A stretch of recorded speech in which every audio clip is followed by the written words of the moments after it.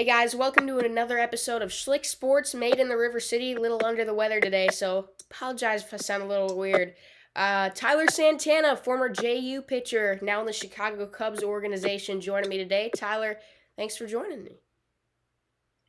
No, I'm just excited, glad I saw that you're from Jax, and that's a big part of my life that's down there. So anything that I could do, just for that community and everything is nice.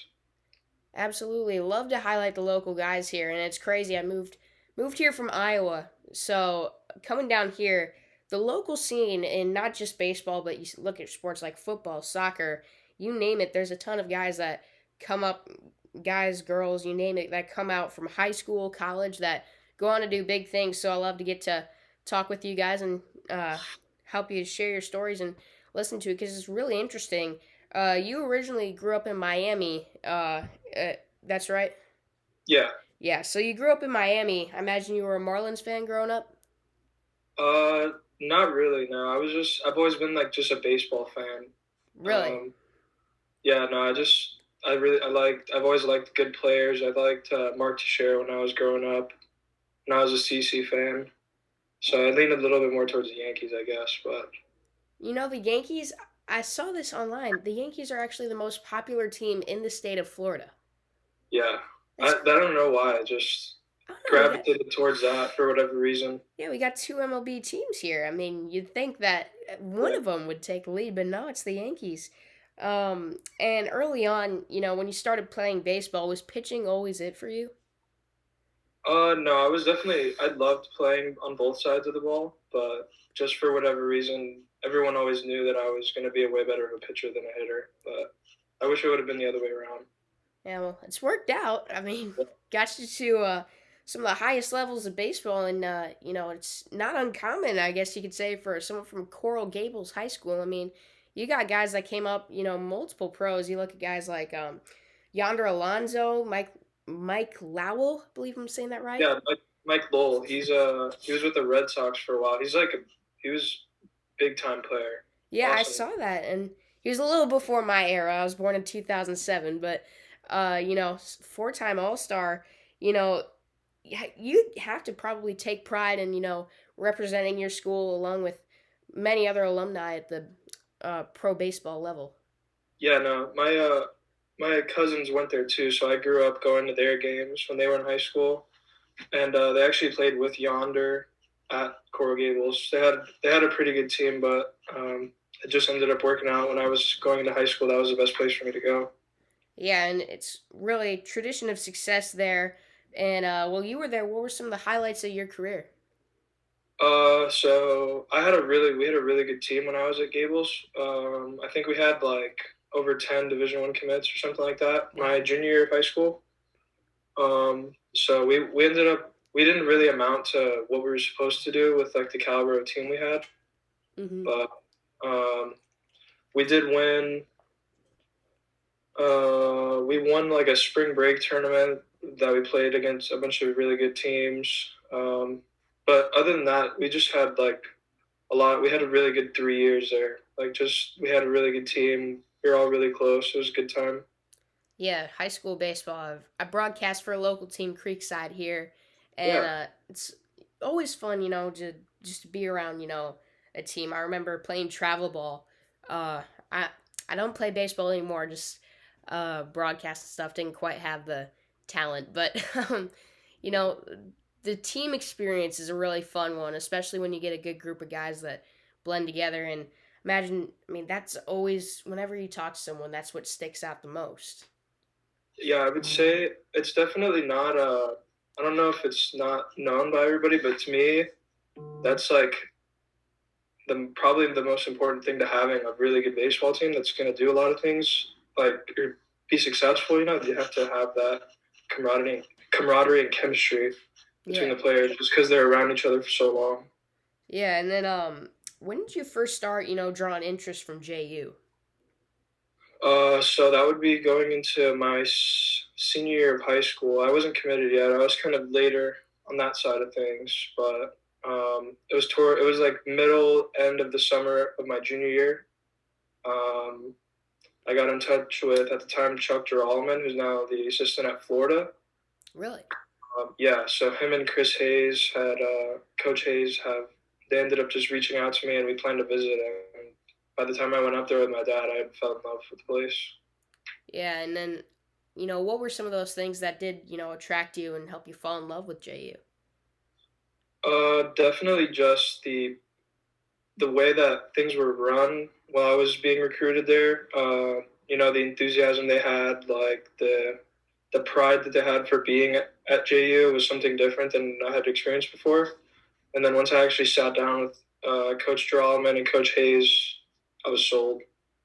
Yeah, I apologize if you see me twitching here and stuff. I have Tourette syndrome, so I make movements and sounds that can't control. So I may, squeak throughout the interview.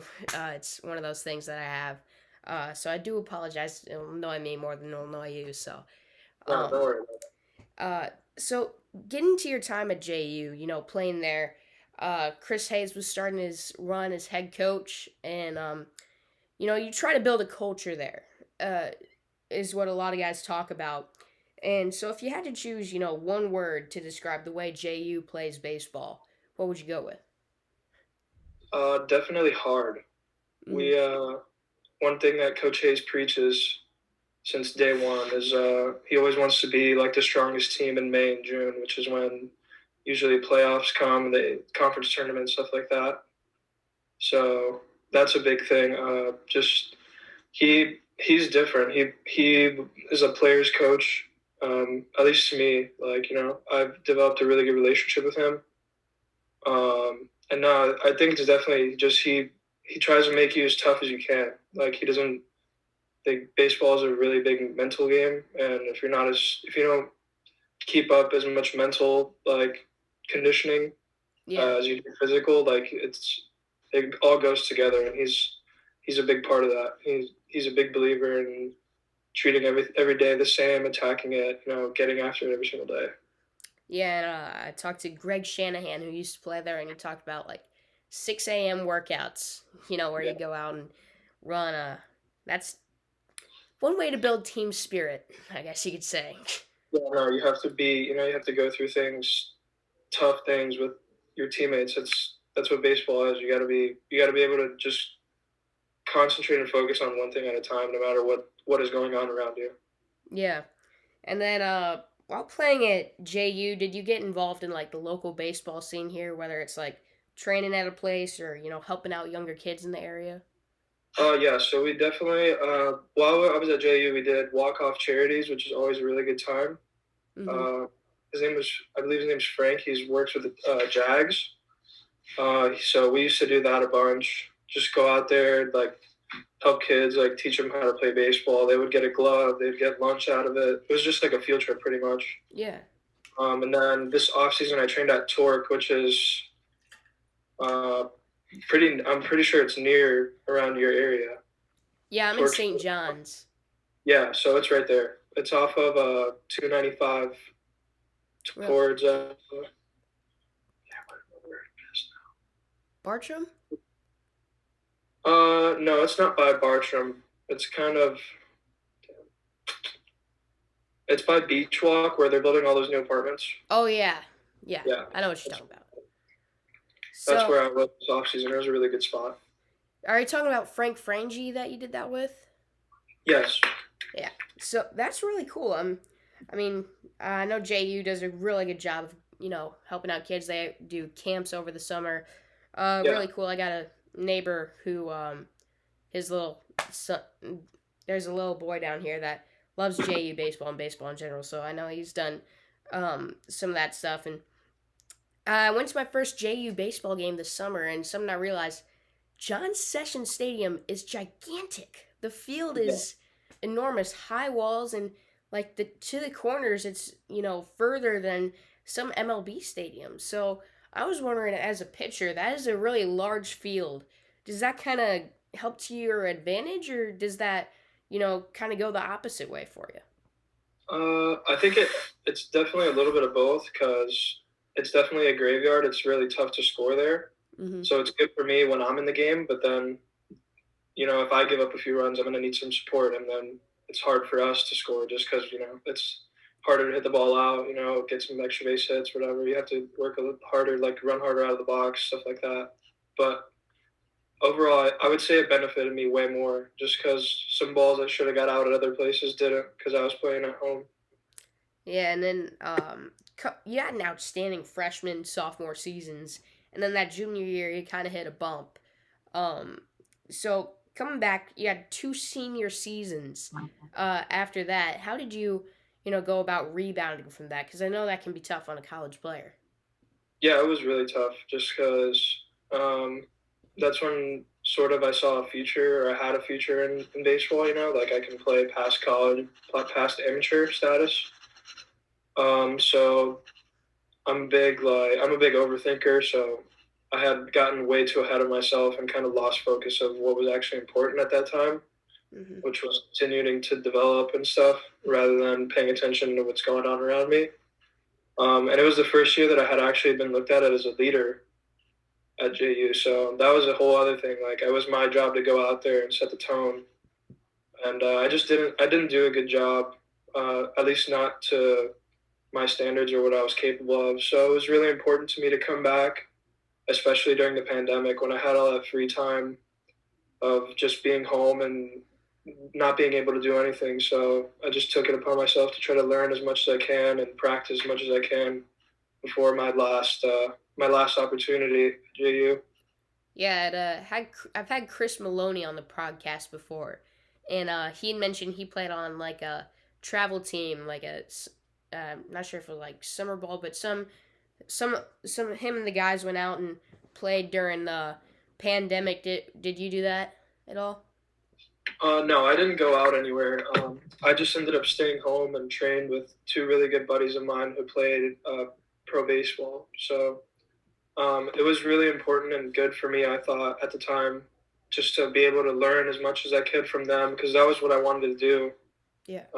That was the goal of mine to play pro ball. So being able to learn from them what they do every day and how they go about, just doing their things, it was something that was really beneficial for me at the time. Yeah, and then I think the thing that's always going to stick out about that team your senior season was the Cinderella run you guys made in May in the ASUN tournament. You made the all tournament team there. Can you talk about? I mean, that had to be a heck of a way to go out as a Dolphin. Making the NCAA tournament right after. That had to be awesome for you. Yeah, no, it was definitely special, and just the group that we were able to do it with after everything we had been through was something we never will forget. And everyone that was there and knew what we went through, it was really fun. That was something special. Yeah, and then I watched you guys on TV during the tournament. Things didn't quite end up going your way there in the end, but that run in general is just really special to watch. And congrats on that. You ended up getting signed as a undrafted free agent by the Cubs. How'd you end up, finding out about that? Hey, I'm a Cubby now. So I had gotten some coverage for the draft just because I was this older guy. I could have probably helped save or bridge some uh, money that they needed to be saved at the time. So I had heard some stuff during the draft, and nothing ended up working out, unfortunately. But the next day, I was at lunch with my family and my sisters. We were just grabbing lunch. I think it was like 2 o'clock on like a Wednesday or something. And then I had gotten a call from one of the area scouts from the Jacksonville area, and he offered it to me, and I couldn't say no. It was some that was something really cool, and it kind of just popped up out of nowhere. I was not expecting it to be at that time, but sometimes it's the best way things should happen. Yeah, and then you've gotten off to quite the start up there. You got let me see, your career ERA in 43 innings pitched, 208 pro ERA. That's not half bad. And then, No, uh, so with that, that's lower than your career ERA at JU. That's, really impressive to do, making that jump to the next level. Have you made any adjustments or changes to the way you pitch, or you just continued your style from college? I've definitely continued most of what I do from college just because, like, for me, I'm a very routine kind of person, and I believe that everything I do in between like my outings is what prepares me and what drives my success. So I've changed a few things, but for the most part, it's definitely the same. Uh, just because the game doesn't really change, it's Yeah. just a high level with some better players, but you just have to simplify it sometimes. Yeah, and then what is your, mindset as a minor leaguer? Do you set goals for yourself like, hey, I want to be here by the end of the season, or I want to have these types of numbers, or do you go about it in, a different way? I would say it's really easy to fall into like that kind of mindset, but I try not to over like overcomplicate things. Yeah. My job is to just go out there, get people out, and have fun. Like that's what baseball is to me. Sorry. So it's definitely you want to aspire and you dream of getting to the highest level possible, but I kind of just try to take it a day at a time and focus on getting a little bit better every day rather than consumed with what's going on around me and like stuff that I can't control. So I imagine that kind of helps out in the locker room as well because, you know, it's kind of interesting because, like at JU, you're all part of a team, same goal, trying to get to the championship. At the minor leagues, still a team, still trying to have success together, but I think in the back of all your minds, you're still wanting to stand out, compete, and make it to that next level. That's, the main goal of the minor leagues. Yeah. So, what kind of feeling does that create in the locker room? And, is it, you know, like that, or is it more of like a team environment than some may think? I think it depends a lot on like just the characters that your organization kind of takes on. Yeah, But I have no complaints in terms of that department yet, just because both the teams that I've been on here have been awesome, especially my team now. Like, we have the best winning percentage in all minor league baseball, and it's a blast going to the field every day. We have such good players, such good energy. We're all just like we have a really good relationships between each other, and like I said earlier, that's really important just because we are like us and the guys I'm with now. We're with each other 6 days out of the week, doing the same thing every single every single day. So it's it'll make it a lot easier if you guys are friends and like really good buddies. absolutely. It's a minor league grind. Like 6 days a week, you mentioned you get off days every Monday and you might be traveling to, a different part of the region. It's definitely a grind for sure. And then with, those good relationships, do you guys ever, talk kind of, you know, bounce ideas off each other, different things you do? Oh yeah, we I would say more so that's all kind of at the field. I would say after the after the night is over, after the game's over, no one really wants to talk about baseball just because we have to wake up and do it again in a couple hours. Yeah. But no, definitely at the field, especially with our staff. Our staff is really good. We can talk to them about anything or help if we need help with anything. Like everybody's been really, really nice and will do anything to help you out. As a, minor league baseball player, a lot of your life is, baseball, the series you got going on that week. So when you do get that time to get, away from the game off the field, what is it that you most enjoy doing? Recently, it's been just relaxing in bed. Honestly, just trying to get some rest, like actual rest, get off my feet. Um, but other than that, I'm a big video game guy. I love playing video games with my friends from back home. And just there's not much really to do in Myrtle Beach just yet, just because have so much time being consumed by baseball. But usually going to the beach, going fishing, going anything like that outdoors, I'm up for too. I'm big into golf now too. That's fun. Getting into that a bit as well. Whenever I can find the time to play, I absolutely stink at it, but it is fun. It is fun, yeah. It's something that you can work at, and just Exactly. and you're in a good spot, especially if you're in St. John's. There's some good golf courses out there. It's always satisfying after a hole just to tap it on into that, little cup. Thank you. Well, I like looking back and say, I went all this way and I made it in here in like on a short hole, 5 shots. It's funny because when I was like younger, I used to believe it was so easy. I was like, dude, I could do that. And now I was 20, 22 years old playing golf for the first time, and I thought it was the hardest thing I've ever done. It's a hard sport. Like it That's is. extremely hard. It is a challenge. Uh, and I was wondering, you have faced some talented guys over your career. You got, guys you faced in college to now in the pros. If you had to take all those batters you faced and single it out, who'd be the toughest guy you've ever had to go up against? The toughest batter I've had to face. Um, I'm gonna go with. I had a funny one. I was gonna say my friend Brandon Dudley, but he went to JU with me. He's a character. Uh, I don't know. That's a tough question. I'm trying to think of who he played when I was younger. Uh, I know one of the best arms we faced while I was in college definitely was Alec Manoa from West Virginia. Man, Yeah, he was really good. Um, well, I'd hope he was good in college. Got yeah, that he's high in much the better draft. now, but he was born like '97 when we were facing him. It was crazy. Man, and did you hit as well in college a bit? No, I wish I was never able to. Fun to watch though, and go up against, I'm sure. I'm gonna have to pass on the hardest hitter. I don't know who the hardest hitter I faced There's a is yet. lot to choose from. Definitely makes you think. I'm just drawing like a blank. Whenever I do come up with one, I'll get it back to you. All right. And then you got a very talented squad. You mentioned over at Myrtle Beach right now. As a Cubs fan, I'm really excited to see you guys, work your way up. And if you had to say, um, who are some of the guys that you've been around that, really stand out to you? Talent wise, I guess. I don't want to def- cause any controversy. no, yeah.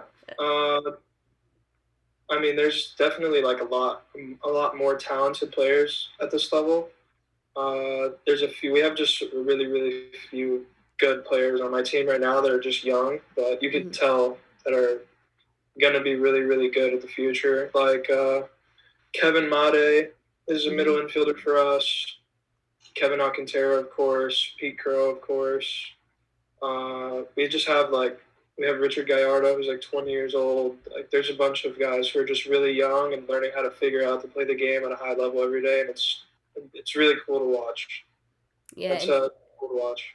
yeah, some of my favorite stories in baseball are the sleepers. The guys who you don't expect to rise up through the system and have as much success as they do. You're a candidate, by the way, for that after your start. But, being around the minor league system now for a little bit, do you got any guys that you're like, yeah, he's going to surprise people?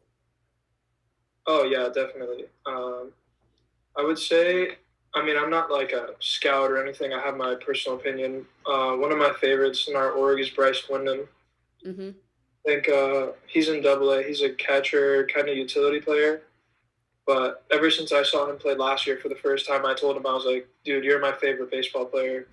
He just hustles. He plays the game hard. Like I love that kind of stuff, and that kind of stuff is what gets you and what separates you from being an elite player to being anybody else.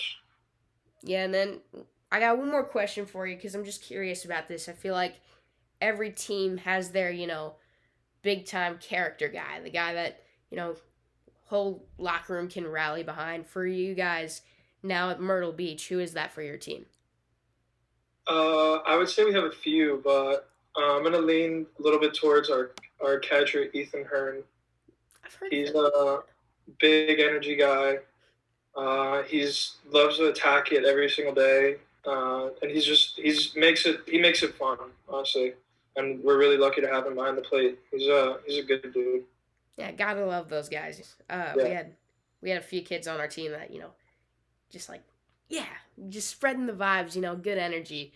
every day they bring it. I don't know how they do it because sometimes I'll show up to the field and just not in the mood at all. But I don't know how you guys do it. That is such a long season. there's some people that could just do it every single day, and I'm trying to learn how to do that. Honestly, it'd be cool. I mean that's when you love it. Yeah.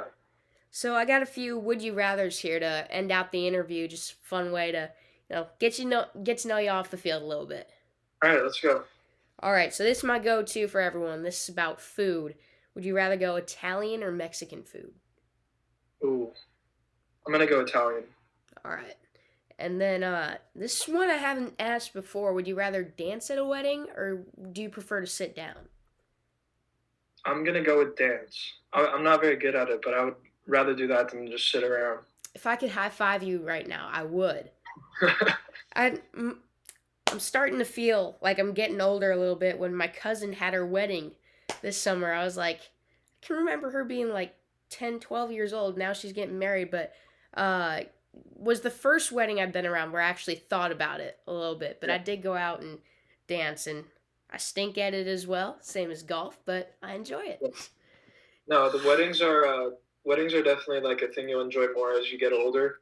hmm But I haven't been to one in any recent time, so I'm excited. Whenever I do get to go to the next one, I think it'll be a blast. I got a big family, and I always enjoy weddings. So if I'm gonna enjoy it more, I'm really excited for that.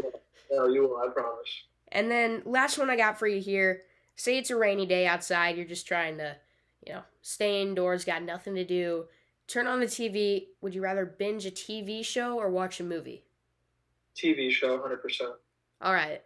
What's your go-to?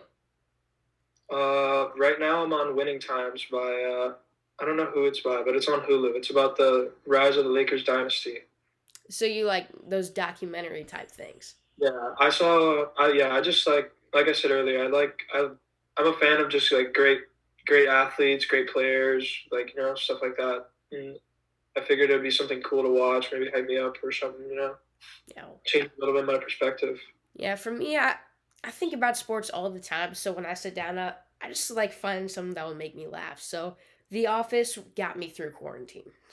Really, I haven't actually watched The Office yet, but I might have to venture out and sit down and actually do it. I tell you, you got to get it on your phone, and while you're riding the bus somewhere, going on the road this year, you got to just turn on The Office.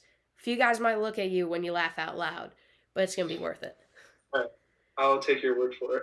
All right. Well, I appreciate you taking the time to do this, Tyler. I enjoy getting to talk with you here. No, I appreciate you for having me. If you ever need anything else in the future, just hit me up. I'll always try to help you out. Thank you guys for listening to Season 2, Episode 8 of Schlick Sports Made in the River City. Thank you, Tyler, for coming on, taking the time to chat with me. That was a fun one, wasn't it? If you enjoyed, be sure to like and subscribe. If you're watching on YouTube, follow, leave a good review. If you're listening on a podcast platform, and no matter what, I hope to see you here next time here in the River City.